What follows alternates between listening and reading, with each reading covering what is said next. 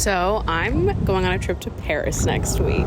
Channeling Paris vibes today. Doing some rehearsals for what I'm going to be doing all of next week, which is sit outside somewhere cute by myself, reading and drinking an Aperol Spritz. What the fuck is better than that? So if you're new here, I took a year off dating last year to focus on myself, my inner healing, and just getting closer to what it is that I need and want, what my boundaries are. It was an entire year focused 100% on myself, and it totally changed my fucking life, if that wasn't fucking obvious. I fulfilled my lifelong dream of becoming a full-time content creator after 11 years on the internet, which is fucking crazy that it's about to be 12 this summer. I can't even believe that. I moved into my first solo apartment and took myself on a whole lot of solo dates. It was a lot of me time in so many ways, in more ways than one, in a lot of ways.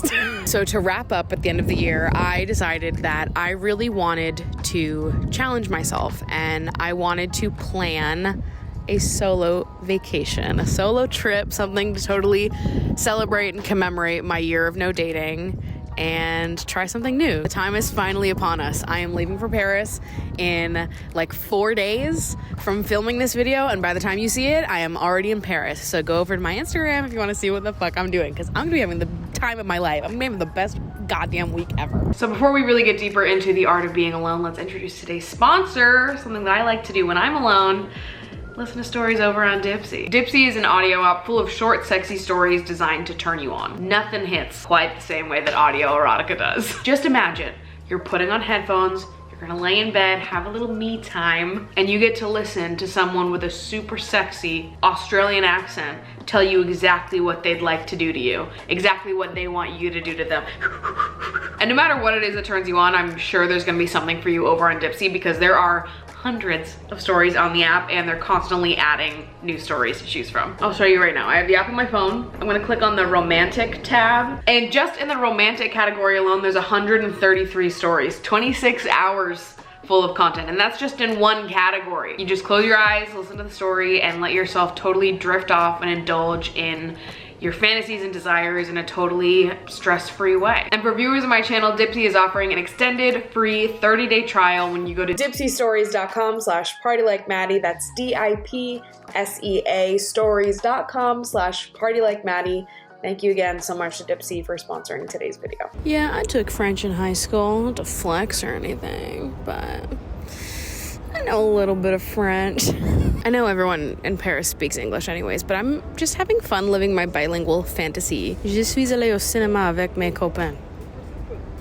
Going to the movies with my friends. I don't know, I could probably whip up a few sentences. I think that I could probably understand French better than I could speak it. Like if somebody spoke French to me, I want to say I could maybe decipher it. Like I could decipher what I needed to know. All right, so why did I choose Paris? Why was Paris the destination that I wanted to do my big solo extravaganza moment? This is the first time I've ever traveled alone ever in my life, which feels wild because I do everything alone. So I don't know why I've never traveled by myself. It's always like I travel alone, but I meet someone at the destination. So it's like, okay, you took a flight by yourself. Congratulations.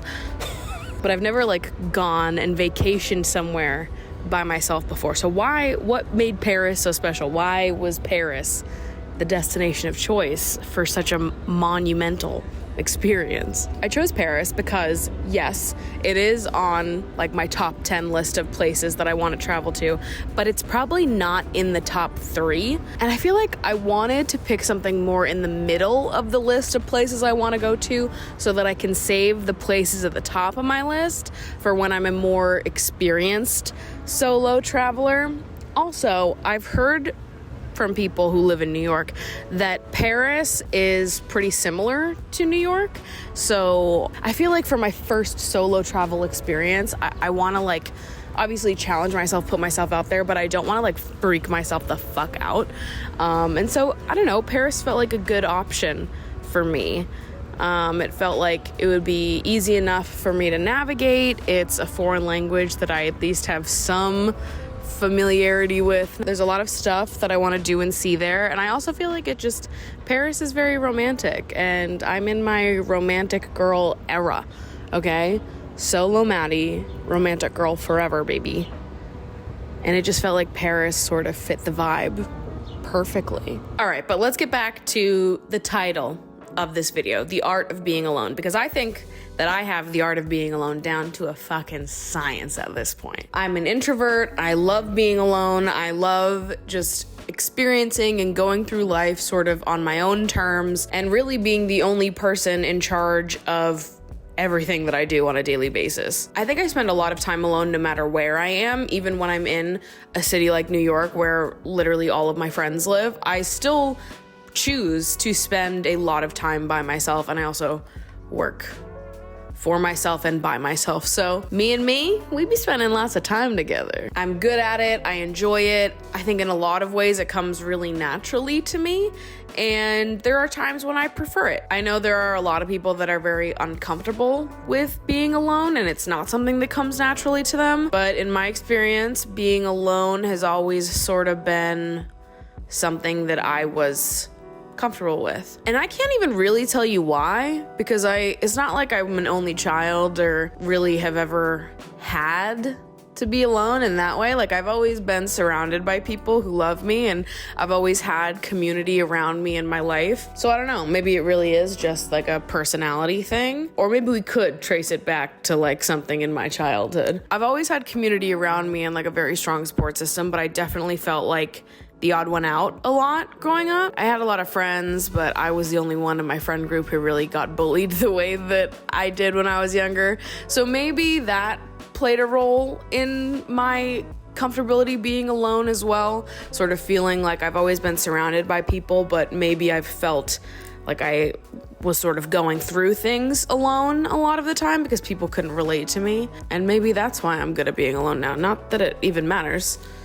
Here I am just diving into my brain being like, so why is it that you're so comfortable being alone? How did you get like this? But anyways, the point of me saying all this is that one of the things I love most about alone time is that I find that it is the time where I am the most challenged, which maybe doesn't sound like an intuitive thing to say, so let me explain. I feel like it is way easier when you're alone to sort of strip away your ego and to confront the parts of yourself that are maybe not what you would feel comfortable sharing with other people. I'll tell you a specific example of a moment where this felt especially clear to me. I am the oldest sibling of 4, and I think sometimes because I am the oldest sibling, I can at times get pretty protective. And I am obviously a very opinionated woman. And I think I sometimes have a tendency to, I don't know, I want the best for people and I want the people I love to be happy and do well for themselves. But I do think that sometimes I have a tendency to overstate my opinion and my position. I'll always tell the people that I love my honest opinion and honest feedback, but sometimes I think I have a hard time accepting that I don't always know what's best. And at the end of the day, what they decide is best is what they decide is best. And at some point, you just sort of have to let go and let other people make their own choices and not be judgmental and just show up and be supportive and loving to the people that you love while they're going through and making their own life decisions. And anyways, I bring this up because it makes me think of an argument that I had with my sister a few years ago where I really knew that I was in the wrong and I had to sit and confront the part of myself that is sometimes over opinionated in situations regarding the people that I love. And I had to sit down and, really have a firm talk with myself about just sort of like letting go a little bit and letting people make their own decisions. And like, if it ends up being a mistake, then they need to learn that. And like, you can't protect people from everything that happens to them. And if you try to, you're gonna put a wedge between you two, Sometimes people just want to feel supported and loved and like they're not being judged. And I think I had a moment where I was like, okay, I get that you're trying to do the right thing. You're trying to help. This is because you love them. It's all coming from a good place, but it's not hitting the way you think it is. And anyways, this is a hard sort of pill to swallow because it's uncomfortable to be like, yeah, I was wrong for that. I reacted poorly and I'm uncomfortable now even thinking about it. Like it's uncomfortable to make mistakes and to do wrong and to like disappoint yourself in that way. The reason I bring all of that up as an example is just to say that I think that there's no way that I could have gotten so good and so comfortable at calling myself out and reflecting and accepting that I make mistakes and that I do wrong and that I'm not always a perfect person if I didn't spend a lot of time alone. It's easier to strip back your ego and just sort of show up and be like, okay, could have done better there. And there's no like shame or embarrassment because you're by yourself. And I guess for me, I feel like when I'm by myself, I can really get critical towards myself in a way that's not like mean. Unpack things, acknowledge places where I can improve without feeling like it's attached to my worth. And so I think a lot of the times when you think about like what challenges you in life, we think about experiences and people and other outside influences and factors that really push us to better ourselves. But I think that we also do that to ourselves through our alone time and our relationship with ourselves. Am I making sense right now? That was like a major reason why I wanted to go on this trip, because I feel like I get to feel like so challenged and enlightened through my alone time and my time to be introspective and really like dive into myself without any guilt or shame or audience. And I just get to like reflect on who I am and where I may have messed up without feeling like I need to like have all the answers right now because it's just me. I thought that it would be a really fun challenge to travel alone. So let's talk about why I feel like going to Paris is really going to be a fun little challenge for me. Because I think it's going to be a challenge for a few reasons. Number one, like I said, I am an introvert. I wouldn't call myself shy, but I do think I'm probably more quiet in person than some people might expect me to be. I know I feel like a lot of introverted people can probably relate to this, but I, growing up, was like perpetually the person who was like, I could be feeling so happy, and my reaction to feeling like so happy and so excited is usually to be quiet and to be inside my head, like soaking it all in and taking snapshots. Like, I think back to the day that I saw the art rave, Lady Gaga, when she toured for her art pop album, and I camped out all night. I was the first person in line for the Boston show. Just had like the best time ever. If you guys don't know me, this is an important fact about me. I am a huge Lady Gaga fan. And so there were a bunch of people that were in line with us throughout that day that we became friends with throughout the day. And for the 2 hours leading up to the show, I don't think I said one fucking word. Like, I was just quiet. And I was so excited. I was the most excited I've ever been in my entire life. And some people that were standing next to us in line looked at me. They're like, you look so miserable. Like, are you okay? Are you upset? Why aren't you excited? And I was like, I'm like the most excited I've ever been. But like, when I get excited, my reaction is to be quiet, to go inward, to just feel it and think it and take these snapshots to remember the moment. I'm not someone who like gets super fucking excited and is like bouncing off the walls. Like that's just not me. And so anyways, the reason I just say all that is to try to explain the type of person I am, I guess, is that I'm not necessarily shy. I love talking to new people. I love getting in like these deep, vulnerable, open conversations with people. I'm an open fucking book. I'm embarrassed of nothing.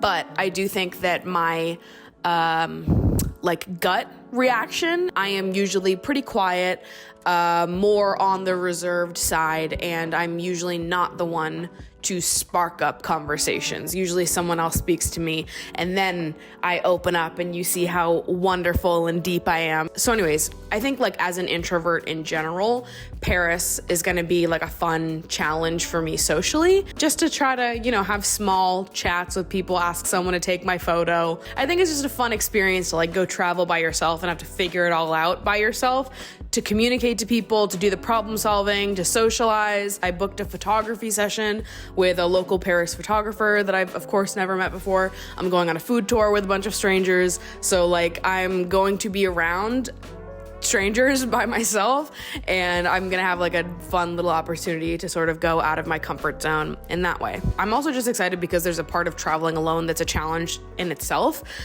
You're the one that's planning the entire thing. Everything you do every single day is totally up to you, and that's a challenge. One, just because it's like a task to vacation at all and like make sure you hit all the things you want to hit. But also there's a challenge in traveling intuitively, I guess, and like listening to your body and being in tune with when you want to rest and when you want to go out and do stuff, and not feeling like you have to fill your day with a bunch of activities and stuff just to like fill the silence. Like, looking at the whole trip, I'm actually the most excited for the things that I don't have planned. I'm excited to just go walk around and sit outside somewhere and have an Aperol Spritz and read my book and people watch. I'm excited to sort of like be more spontaneous and just sort of listen to what my body wants. I don't think I'm really the type of traveler that's like, I have got to hit every single thing. Like, I just want to have a good time and listen to my body. And I think that that's like a fun challenge as well when traveling for the first time, is like just trying to listen to my body and enjoy my trip for how it is that I would want to enjoy it, and not necessarily how somebody would tell you to do a Paris vacation. Yeah, I just want to vacation intuitively and be kind to myself with whatever it is that I choose to do each day.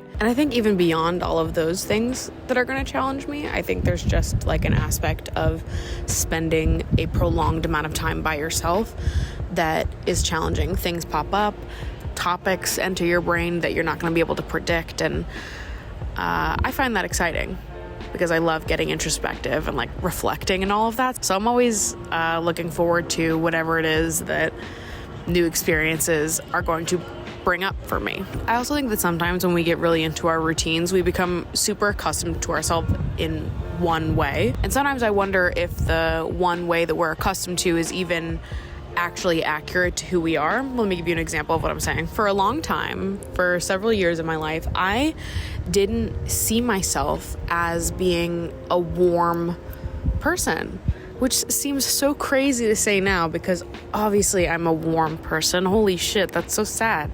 For so many years, I thought that I wasn't warm. I saw myself as being not very affectionate and kind of cold if people didn't know me well. I became used to that belief about myself, regardless of if it was actually true or not, which I think is another thing that I talked about earlier this year in some of my vlogs, when I talked about the idea of being too much, and how I have believed for most of my life that I was too much, that there are parts of me that are just like too much for people. And I talk so much about that in those other videos, so go watch those. But I talked about how I'm not even sure that that's true about myself, and this idea that I am too much and too loud, too weird, too out there, too everything. Like, this belief that I've held about myself of being too much, like, is it even true? And that's something that I was working through in therapy, and that we ultimately came to the conclusion of, like, there are some aspects of truth to that feeling, but overall, like, no, of course you're not too much. And I feel like these are two examples of a belief about myself that I adopted over time, or maybe there was a specific experience that made me feel like that was who I was, and I just accepted that as being a part of who I am, until one day I was totally thrown out of my typical routine, my typical thought pattern, and I had a moment to step back and be like, wait,